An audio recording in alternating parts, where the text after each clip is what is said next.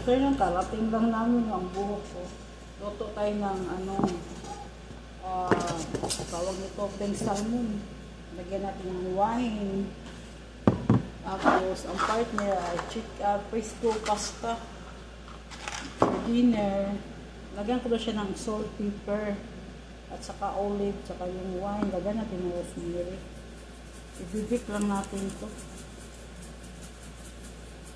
Masarap ito, rosemary. Hanggang bukas, baon.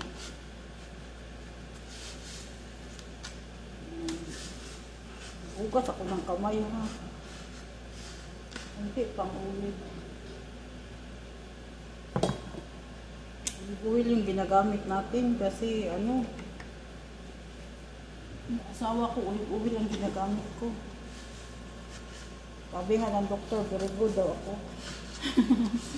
Kasi hindi daw ako gumagamit ng Sabi niya, tama ka dyan. Sabi niya, marunong ka.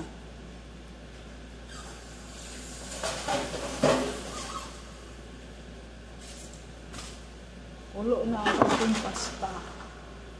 Anuhan natin. Hindi natin ubusin. Kunti lang. Hindi naman yan sila mahilig sa ganito. Ewan ko lang kung mahilig yan sila. Sawa ko, hindi rin yan masyado. Ano ba yung pulutin natin? Sayang. Masarap sana yan kung may yung natin, may hipon. Wala kasi tayong hipon. Naubos yung hipon ko. Lagyan natin maraming rosemary.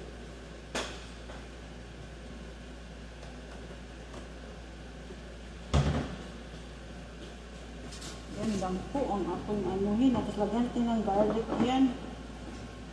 Garlic is life. Sawa ko sa baba nagpahinga.